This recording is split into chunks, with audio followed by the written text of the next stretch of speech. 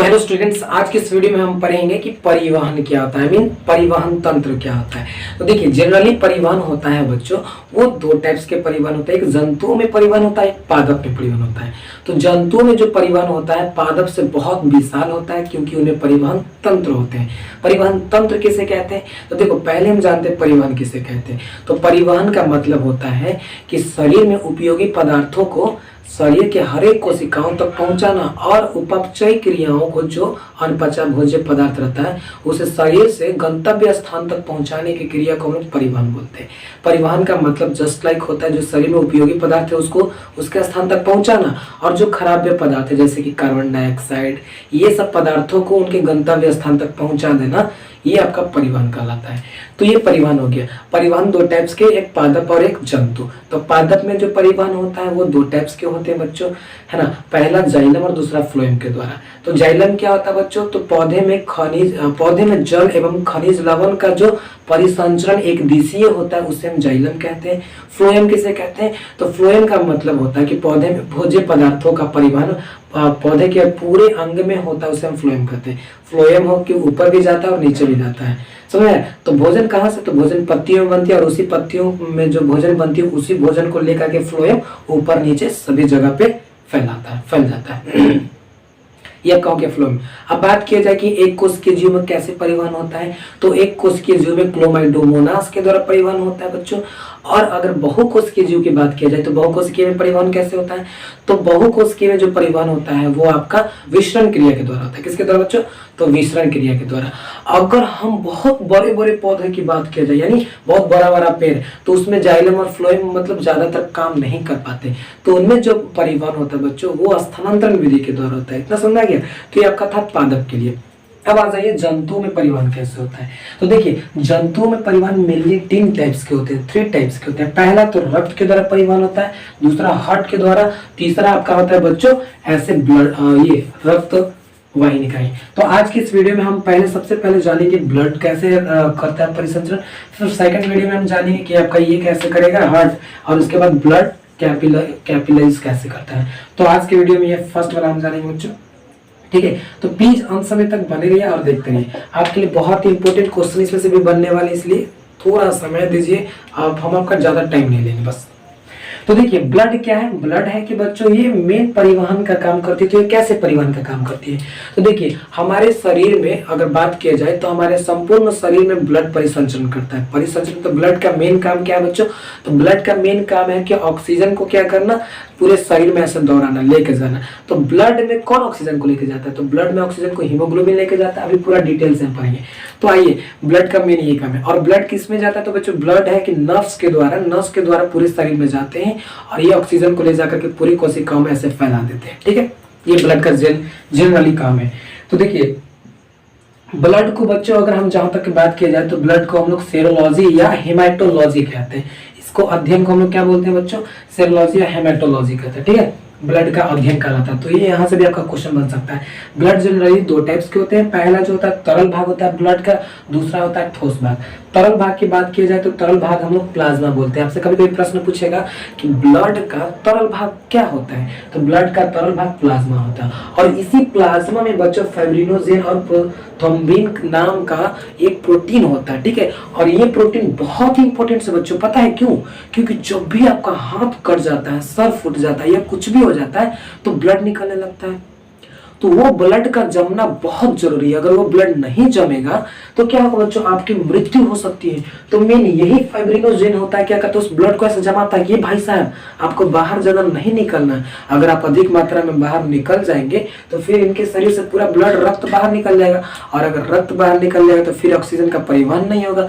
Oxygen का परिवहन नहीं होगा तो फिर शरीर में भोजन का निर्माण नहीं होगा। क्योंकि क्या करती है माइटोकॉन्ड्रिया, कहती है माइटोकॉन्ड्रिया की कोशिकाएं कि मुझे क्या चाहिए? ऑक्सीजन चाहिए। और ऑक्सीजन से उसका क्या होता है बच्चों? रिएक्शंस होते हैं, तब जाकर के वहां से ऊर्जा का निर्माण होता है, समझे। तो ये फाइब्रिनोजेन क्या करती है बच्चों? ब्लड को थक्का जमाने यानी क्लॉटिंग करने का काम करता है। कौन? फाइब्रिनोजेन। और थ्रोम्बिन, ठीक है। ये अब बात करते हैं कि ये क्या होता है प्लाज्मा। तो प्लाज्मा में बच्चों 90% वाटर होते हैं। क्या होते हैं? 90% आपका वाटर होता है और 10% प्रोटीन वगैरह होते हैं और ये कार्बोहाइड्रेट्स होते हैं। 10% प्रोटीन और कार्बोहाइड्रेट्स होते हैं बच्चों। उसके अगर आगे बात किया जाए बच्चों, ठीक है, तो आते हैं हम ब्लड का क्या है ठोस पदार्थ में। देखिए तो ठोस पदार्थ जनरली उसमें दो टाइप्स होते हैं ठोस पदार्थ में, एक WBC और एक RBC। तो मैं यहाँ से क्या करता हूँ कि RBC के बारे में अभी हम बता रहा हूँ, WBC आपका इधर ऐसे हम लिख दिए हैं, ठीक है। और उसके बाद होता है आपका रक्त पट्टिका, यानी ठोस पदार्थ मेनली 3 टाइप्स के हैं। तो पहला WBC, फिर RBC और उसके बाद है क्या रक्त पट्टिका।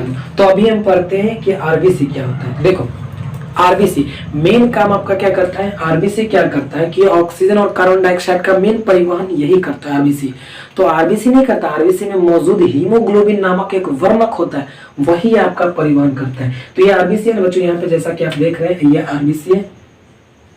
आरबीसी का पूरा नाम होता है लाल रक्त कोशिका, हिंदी में इंग्लिश में चलेंगे तो रेड ब्लड सेल जिसको बोलते हैं। ये मेन काम करता है ऑक्सीजन और कार्बन डाइऑक्साइड का क्या करता है बच्चों, परिवहन करता है शरीर में। तो ये कैसे करता है, तो आपके शरीर में जो ऑक्सीजन हम लोग सांस के द्वारा से लेते हैं तो क्या करता है, फेफड़ा जाकर के हार्ट में उसको क्या करता है, फेफड़ा ऑक्सीजन को क्या करता है, हीमोग्लोबिन ऑक्सीजन को ऐसे लेता है और हार्ट पंप ऐसे करता है। तो पंप करने के बाद पूरा शरीर में ऐसे ब्लड फैल जाता है, चला जाता है और उसी ब्लड में क्या रहता है, उसी हीमोग्लोबिन में ऑक्सीजन रहता है, तो ऑक्सीजन पूरा कोशिकाओं में फैल जाती है। तो मेन आरबीसी का काम है ऑक्सीजन और कार्बन डाइऑक्साइड का परिवहन करना, समझे।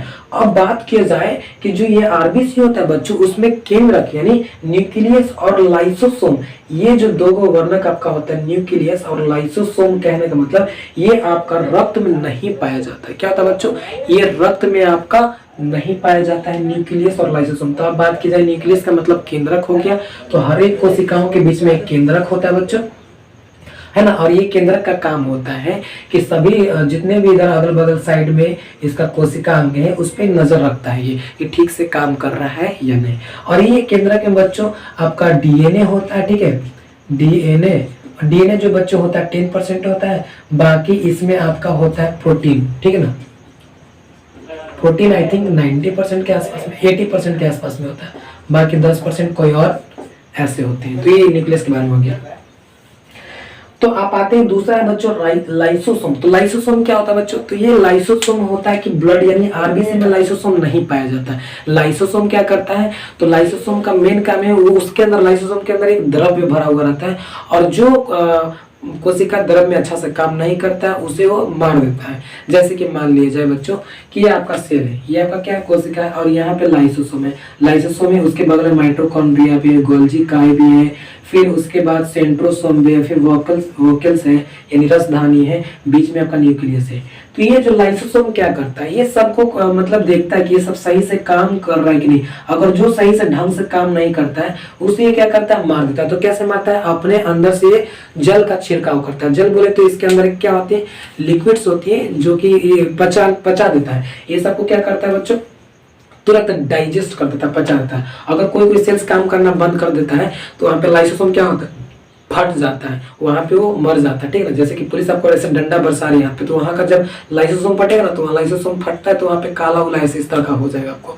तो लाइसोसोम को ऐसे एटम बम भी हम लोग बोलते हैं, या हम लोग लाइसोसोम को क्या बोलते हैं, आत्मा हत्या की थैली भी कहते हैं। क्योंकि ये क्या होता है कि जब कोशिकाएं कोशिका अंग जब ठीक ढंग से काम नहीं करता है, जैसे कि माइटोकॉन्ड्रिया बोल दिया कि लाइसोसोम हम काम नहीं करेंगे, न्यूक्लियस फिर गोल्जी काय बोल दिया हम काम नहीं करेंगे, फिर सेंट्रोसोम बोल दिया हम काम नहीं करेंगे। तो वहाँ लाइसोसोम क्या होता है कि जब कोई काम नहीं करता तो अपने आप को ऐसे फाड़ लेता है, तो वहाँ फटता है तो क्या होता है, वहाँ के जितने भी कोशिकाएं होते हैं सब मर जाते हैं। इसलिए उसको डेड सेल यानी उसको आत्मा हत्या की थैली भी बोलते हैं, ठीक है, लाइसोसोम को। और यही लाइसोसोम होता है क्या करता है, जब यहाँ पे कोशिका मरा ना तो इसको पचा करके शरीर से बाहर ऐसे निकाल देता है, ठीक है। लेकिन जब रक्त मरता है तो रक्त में लाइसोसोम नहीं होता। अगर मान लीजिए कि यहाँ रक्त मर गया तो फिर इसको कौन हटाने का काम करेगा, यहाँ तो लाइसोसोम है ही नहीं, है ना, यहाँ पे तो लाइसोसोम नहीं है। तो रक्त क्या होता है कि रक्त में लाइसोसोम नहीं होता, तो रक्त जाकर के कहाँ मरता है, तो प्लीहा में मरता है। कहाँ मरता है बच्चों, तो रक्त होता है जो प्लीहा में मरता है। रक्त का जीवन काल 120 दिन तक ही होता है, 120 दिन के बाद उनकी मृत्यु हो जाती है। और उनकी मृत्यु कहाँ होती है, प्लीहा में। तब से प्रश्न पूछेगा कि रक्त का जीवन काल कितना होता है, तो 120 दिन। रक्त कहाँ पे मरता है, तो प्लीहा में। इसलिए प्लीहा को हम लोग कब्रगाह भी बोलते हैं, यानी आरबीसी का कब्रगाह बोलते हैं, ठीक है, जिसको इंग्लिश में स्प्लीन बोलते हैं, यानी प्लीहा को इंग्लिश में स्प्लीन बोलते हैं।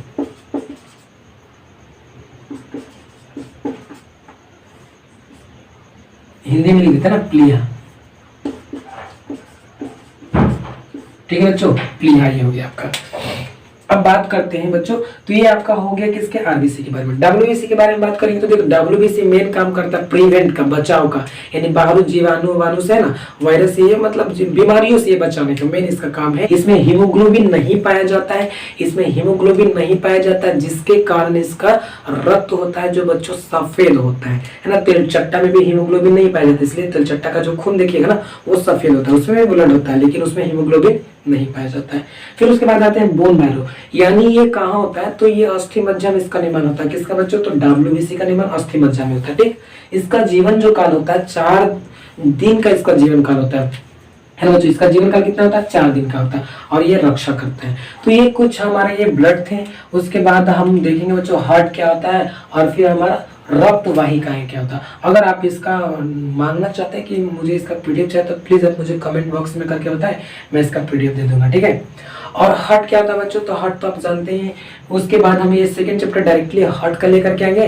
फिर क्या लेके आएंगे बच्चों, रक्त वाहिनी का आएगा। अब देखिए ये हमारा रक्त जो इतना छोटा नहीं है, ये ब्लड है। ब्लड में कई ग्रुप्स होते हैं, जैसे कि हमारे ब्लड में 4 ग्रुप्स होते हैं, ए बी ओ और ए बी और ओ, ये 4 ब्लड ग्रुप होते हैं। तो इन ब्लड ग्रुप के बारे में अभी मेंशन नहीं कर पाए तो आज के लिए, क्योंकि वीडियो लंबा ना ज़्यादा हो जाए, तो बस आज हम परिवहन के बारे में आपको कुछ जानकारी देना चाहते थे। तो परिवहन ये था। तो आज की वीडियो में इतना ही। Take care, bye bye.